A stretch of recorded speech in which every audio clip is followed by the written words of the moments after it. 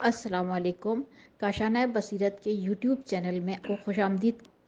یہ کتاب سید محمد حسن رضوی ابن سید محمود حسن رضوی کی ایصال ثواب کے لیے ان کے خاندان کی جانب سے آپ کی خدمت میں بذریعہ یوٹیوب چینل کاشانہ بصیرت پیش کی جا رہی ہے۔ آپ سے گزارش ہے کہ 3 دفعہ درود، 1 دفعہ الحمد، 3 دفعہ قل هو اللہ اور 3 دفعہ درود پڑھ کے سید محمد حسن رضوی ابن سید محمود حسن رضوی کو ہدیہ کریں۔ اگر آپ نے ہمارا چینل کاشانہ بصیرت سبسکرائب نہیں کیا ہے تو برائے مہربانی سبسکرائب کریں تاکہ چینل میں موجود 100 سے زائد کتب اور آنے والی مستند کتب سے آپ استفادہ کریں۔ التماس دعا۔ بسم اللہ الرحمن الرحیم۔ السلام علیکم سامعین، یہ ہے کاشانہ بصیرت کا یوٹیوب چینل، اور جو کتاب انتہائی مستند کتاب جو ہم پڑھ رہے ہیں اس کا نام ہے من لا یحضر الفقی، جس کے مؤلف ہیں الشیخ الصدوق، اور ہم اس کتاب میں ائمہ معصومین علیہم السلام کے احکامات، ان کی احادیث کی روشنی میں اپنی زندگی گزارنے کے لیے ہر پہلو کو اچھی طرح جان رہے ہیں۔ اور جو اس نشست میں یعنی کہ ریڈنگ کے پارٹ نمبر 30 میں جو ہم پڑھنے جا رہے ہیں وہ بہت اہم ٹاپک ہے، اور وہ کہ آپ کو میں نے لاسٹ آڈیو میں ریڈنگ کی نشست میں بتایا تھا، باب ہے، چیپٹر ہے نماز میں عورت کے آداب، اور اس کے علاوہ ہم نماز ختم کر کے اٹھنے کے آداب، یہ 2 پوائنٹس ہم صرف اس میں پڑھیں گے۔ یہ بہت لمبا پارٹ نہیں ہے، صرف 2 صفحات ہیں جن پر اس موضوع کے اوپر ائمہ علیہم السلام کے احادیث موجود ہیں۔ آئیے مل کر ہم پڑھتے ہیں، اور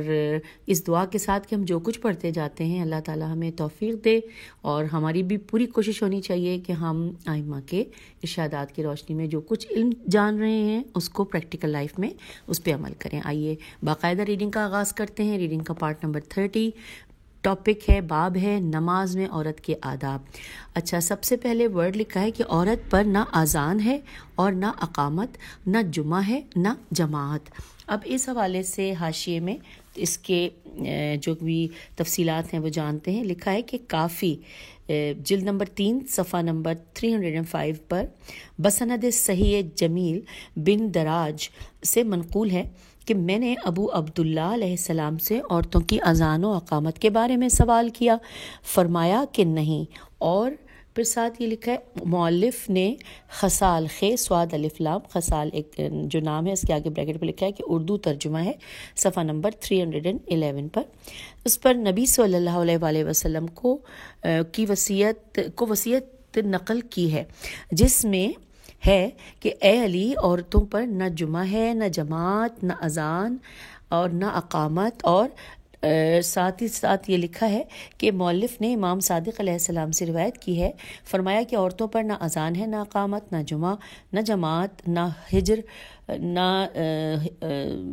کچھ چومنا، اچھا، اور نہ کعبے میں داخل ہونا، اور نہ صفا و مروہ کے درمیان دوڑنا، نہ سر منڈوانا، البتہ اپنے بال تراشے گی، اور اسی طرح کی روایت خصال بریکٹ میں لکھا ہے اردو ترجمہ صفحہ نمبر 376 اور بریکٹ کلوز ہو گیا، اس کتاب پر امام باقر علیہ السلام سے ہے۔ یہ ہم نے حاشیے میں اس بارے میں جان لیا۔ ساتھ ساتھ ہم دوبارہ صفحے کی جانب آ گئے کہ جہاں پہ لکھا تھا کہ عورت پر نہ اذان ہے اور نہ اقامت، نہ جمعہ ہے نہ جماعت، اور اس کے بارے میں حاشیے میں تفصیلات جان لی۔ آگے چلتے ہیں۔ ساتھ ہی لکھا ہے کہ جب عورت نماز کے لیے کھڑی ہو تو دونوں قدموں کو ملا کر رکھے، درمیان میں فاصلہ نہ دے، اور اپنے دونوں ہاتھ اپنے سینے پر پستانوں کی جگہ رکھے، اور جب رکوع کرے تو اپنے دونوں ہاتھ گھٹنوں سے اوپر یعنی زانوں پر رکھے تاکہ زیادہ نہ جھکے، اور اس کی سین رے یہ نون اوپر کو بلند نہ ہو جائے، اور جب سجدے کا ارادہ کرے تو پہلے بیٹھ جائے،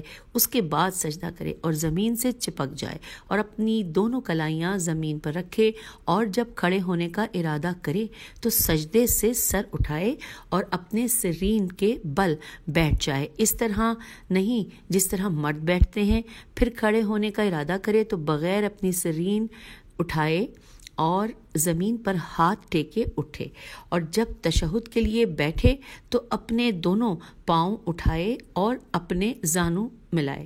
اور آزاد عورت بغیر مقنع کے نماز نہیں پڑھے گی اور کنیز بغیر مقنع کے نماز پڑھے گی۔ اب آئیے حدیث پہ کی جانب چلتے ہیں، ساتھ ہی حدیث لکھی ہے۔ حدیث کا نمبر ہے 1082، لکھا ہے اور محمد بن مسلم نے حضرت محمد باقر علیہ السلام سے روایت کی ہے کہ آپ علیہ السلام نے فرمایا کہ عورت اس قمیض اور مقنع میں نماز پڑھے جو اتنا دبیز ہو کہ بدن کو چھپا لے۔ اگلی حدیث نمبر ہے 1083، لکھا ہے اور یونس بن یعقوب نے حضرت امام جعفر صادق علیہ السلام سے عرض کیا کہ مرد ایک کپڑے میں نماز پڑھتا ہے؟ تو آپ نے فرمایا کہ ہاں۔ اس نے کہا کہ اور عورت؟ تو آپ علیہ السلام نے فرمایا کہ نہیں، آزاد عورت جب کہ اس کو حیض آنے لگے بغیر سر پر دوپٹہ ڈالے درست نہیں، سوائے یہ کہ وہ دوپٹہ نہ پائے۔ اب اگلی حدیث کا نمبر ہے 1084، لکھا ہے اور علی بن جعفر صادق علیہ السلام نے اپنے بھائی حضرت موسیٰ بن جعفر علیہ السلام سے دریافت کیا کہ ایک عورت ہے جس کے پاس صرف ایک ہی چادر ہے، وہ نماز کیسے پڑھے؟ تو آپ علیہ السلام نے فرمایا کہ وہ چادر سے خود کو لپیٹ لے اور اس سے اپنے سر کو بھی ڈھانپے اور نماز پڑھ لے۔ اگر اس کے پاؤں کھلے رہ جاتے ہیں تو کوئی دوسرا کپڑا میسر نہ ہو تو کوئی حرج نہیں۔ اب اگلی حدیث ہے 1085 نمبر پہ، لکھا ہے کہ اور معلّہ بن نتیس نون تے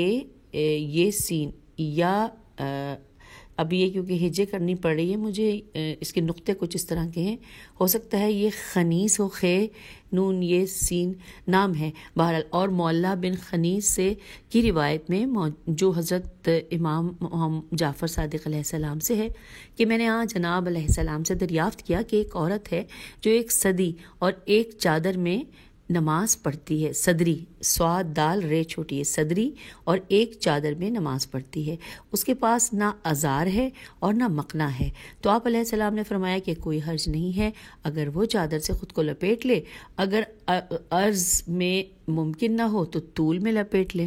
اگلی حدیث ہے 1086، لکھا ہے محمد بن مسلم نے حضرت امام محمد باقر علیہ السلام سے روایت کی ہے کہ آپ علیہ السلام نے فرمایا نماز میں کنیز کے لیے مقنع نہیں ہے اور نہ مدبرہ کے لیے، نماز میں مقنع ہے اور نہ مکاتبہ میم کاف الف تے بے ہے، مکاتبہ کے لیے نماز میں مقنع ہے، جب کہ اس کے مالک نے شرط رکھ دی ہو اور وہ مملوکہ ہی ہے، میم لام واو کاف بھی ہے، جب تک کہ وہ تمام تحریر شدہ رقم کو ادا نہ کر دے اور تمام حدود، یہ بریکٹ میں لکھا ہے سزا، بریکٹ کلوز ہو گیا، تمام حدود میں اس پر وہی حکم جاری ہوگا جو مملوکہ پر جاری ہوتا ہے۔ اگلی حدیث ہے 1087، لکھا ہے راوی کا بیان ہے کہ وہ کہ اور میں نے آپ سے ایک کنیز کے لیے دریافت کیا کہ جس کے لڑکا پیدا ہوا کہ کیا اس کے لیے نماز میں اوڑھنی واجب ہے؟ تو آپ علیہ السلام نے فرمایا کہ اس پر اس وقت مقنع واجب ہو جو اس وقت بھی مقنع واجب ہونا چاہیے تھا۔ دوبارہ سے اس لائن کو پڑھ لیتے ہیں کہ راوی کا بیان ہے کہ اور میں نے آپ علیہ السلام سے اس کنیز کے لیے دریافت کیا کہ جس کے لڑکا پیدا ہوا کہ کیا اس کے لیے نماز میں اوڑھنی واجب ہے؟ تو آپ علیہ السلام نے فرمایا کہ اس پر اس وقت مقنع واجب ہو جو اس وقت بھی مقنع واجب ہونا چاہیے تھا۔ اب جب اسے حیض آنا شروع ہوا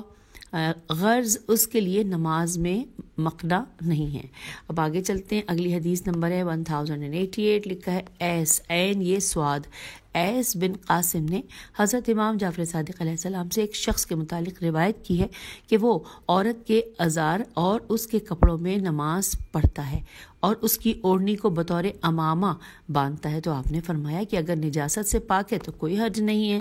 اب اگلی حدیث ہے 1089، لکھا ہے اور روایت کی گئی ہے کہ عورتوں کے لیے بہترین مسجد ان کا گھر ہے اور عورت کا اپنے حجرے میں نماز پڑھنا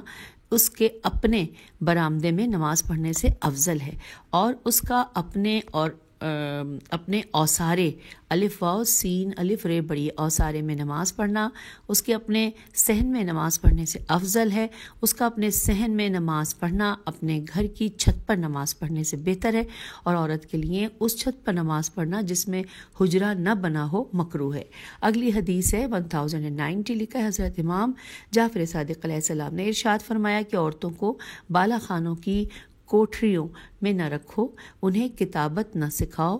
انہیں سورہ یوسف نہ پڑھاؤ, انہیں اون کاتنے کے تکلے تے کاف لام بڑھیے تکلے کی تعلیم دو, اور سورہ نور پڑھاؤ. اب یہ حدیث بھی یہاں مکمل ہوئی, اور یہ باب جس میں نماز میں عورت کے آداب لکھے تھے فی الحال اس کتاب میں اتنا ہی ہے, اس سے آگے اور ہوگا تو وہ ہم اور پڑھیں گے. اب اگلا باب ہے جس میں کہ صرف ایک ہی حدیث ہے, باب ہے نماز ختم کر کے اٹھنے کے آداب. اور یہاں پر حدیث نمبر 1091 لکھا ہے محمد بن مسلم نے حضرت امام جعفر صادق حضرت امام محمد باقر علیہ السلام سے روایت کی ہے کہ آپ علیہ السلام نے فرمایا کہ جب تم نماز ختم کر کے اٹھو اور وہاں سے پھرنے لگو تو اپنے دائیں جانب پھرو. تو یوں ہم نے یہ احادیث مکمل کر لیں ان دونوں ٹاپک کے اوپر کہ نماز میں عورت کے آداب اور نماز ختم کر کے اٹھنے کے آداب. اور اس کے بعد بھی اگر اس کتاب میں اور بہت کچھ ہمیں ملے گا اس ٹاپک کے حوالے سے تو ہم مل کر ضرور پڑھیں گے. اور اس کے بعد جو اگلا ٹاپک ہے وہ میں اس نشست میں آغاز نہیں کر رہی کیونکہ وہ ڈفرینٹ ٹاپک ہے اور جس کو ہم